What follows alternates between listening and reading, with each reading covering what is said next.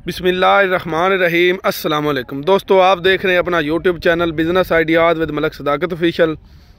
मैं हूं आपका दोस्त मलक सदाकत। दोस्तों, जैसा कि आप जानते हैं कि हम अपने काश्तकार भाइयों के लिए इंतहाई अच्छी इन्फॉर्मेशन लेके हाज़िर होते हैं। तो आज की वीडियो हमारी है, जो भाई पूछते थे कि भाई धान के बारे में कोई अच्छा फूड प्लान लेके दें कि जिससे अच्छी पैदावार हासिल हो।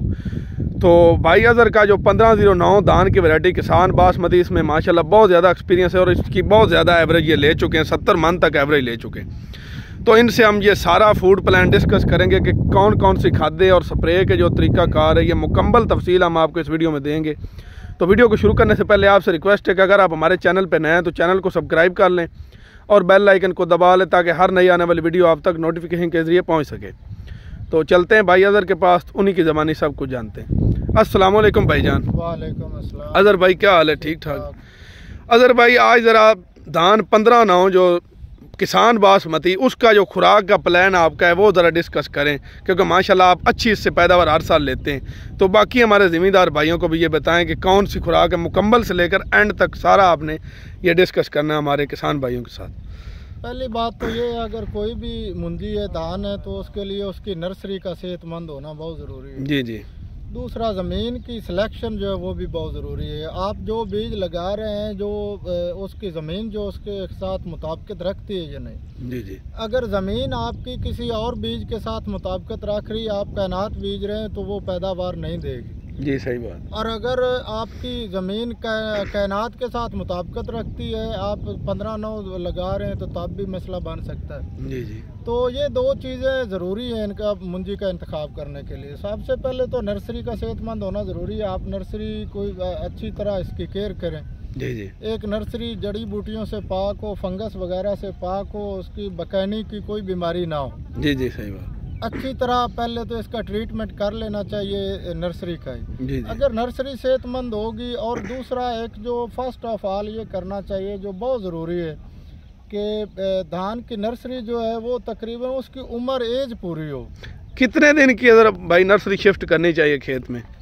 25 से 30 दिन की ये आइडियल वक्त है। अगर इससे लेट करेंगे तो उससे कोई नुकसान भी है? बहुत नुकसान होता है। अगर आप लेट करते जाएंगे, ये कुछ एक्सपर्ट भी कहते हैं और ये मेरा ज़ाती तजर्बा भी है, अगर आप 40, 45, 35, 40, 45 दिन की लगाएंगे तो ये तकरीबन जैसे पर डे या पर वीक के हिसाब से 1 मन 2 मन की ये कमी हो जाती है पैदावार में। अच्छा, पैदावार का नुकसान होता है? नुकसान होता है, बहुत ज़्यादा नुकसान होता है। अदर भाई ये तो नर्सरी होगी शिफ्ट करने के, तो इसके बाद जो खुराक का प्लान है वो ज़रा डिस्कस करें। नर्सरी के जब नर्सरी आप लगाते हैं, नर्सरी में ही आपका फर्टिलाइज़र प्लान शुरू हो जाता है। अच्छा। तो आपने अगर नर्सरी को अच्छी तरह ट्रीटमेंट किया है, तो पहले तो नर्सरी आपने लगाई है, ऐसे एक तो जिंक दे, लाजमी है जिंक देना इसका, ताकि इसमें जो जिंक की कमी है वो नर्सरी में ही ना रहे। ये ना हो कि बंदा पनीरी शिफ्ट करे और वो शिफ्ट होते ही उसमें जिंक की कमी हो।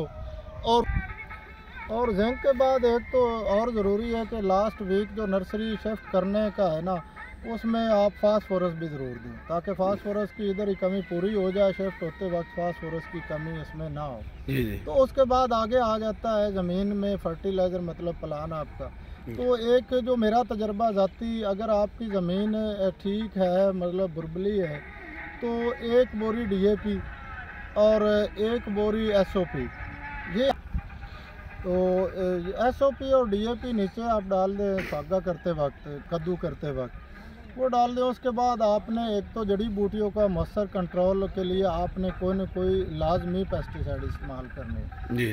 तो वो आप उसका छिड़काव 3 से 4 दिन में, जब आप शिफ्ट पनीरी कर लें उससे 3-4 दिन बाद आपने लाजमी उसका छिड़काव कर देना, ताकि इसका कंट्रोल रहे। तो जब आपकी नर्सरी शिफ्ट होने के बाद 10 से 15 दिन की हो जाए पनीरी, तो 1 बोरी यूरिया लगा दें। अच्छा, 10 से 15 दिन बाद? हाँ, 1 बोरी यूरिया लगा दें।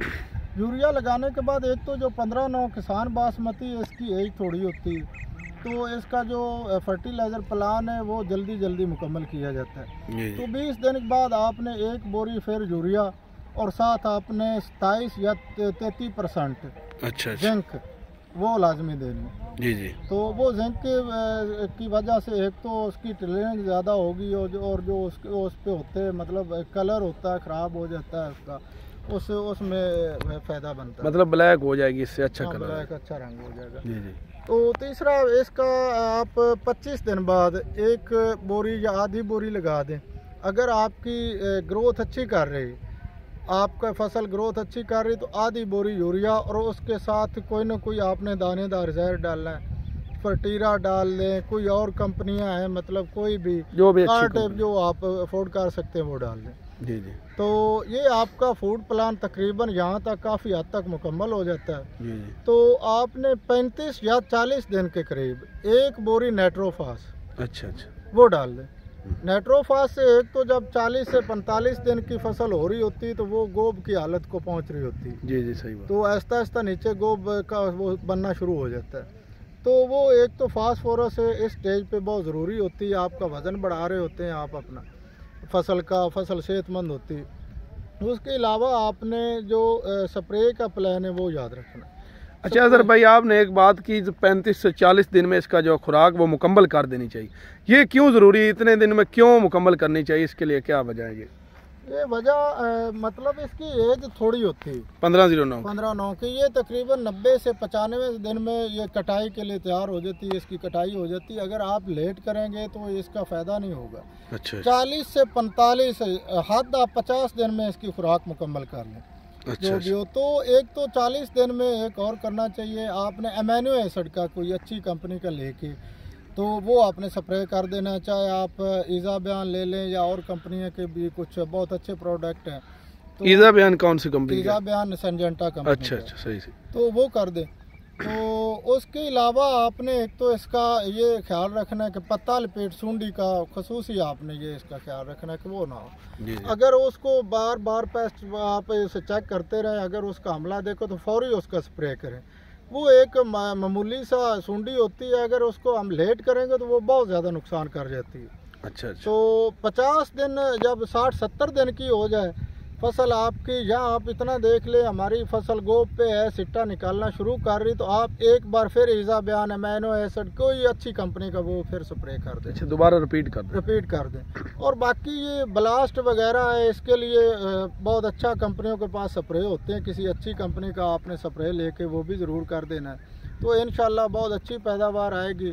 तो स्प्रे लाजमी, मतलब कोई भी है, बबका, ब्लास्ट, जो चीज़ें होती है, ये जरासीमी, जुलसाओ, इसके लिए स्प्रे करना। तीसरा एक और किसान बासमती को एक मसला है, ये गिर जाती है जब मतलब ये इसकी ये अपना एंड वाले पकने की तरफ स्टेज पे ये गिरने के इसके चांसेस होते हैं। वो मसला ज़्यादा किसानों को समझ नहीं आ रहा ये मसला, कि ये बहुत बुनियादी बात है।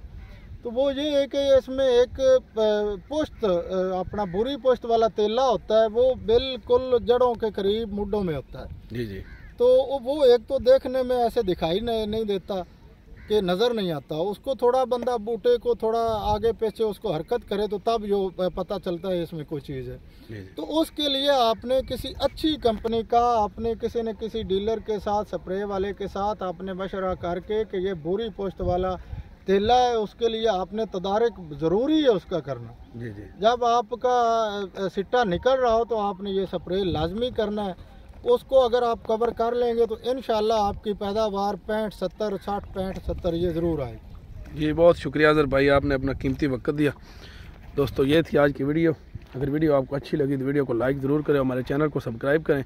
इसी के साथ ही हमें दे इजाज़त, हाज़िर होंगे अगली वीडियो में। तब तक के लिए अल्लाह हाफ़िज़।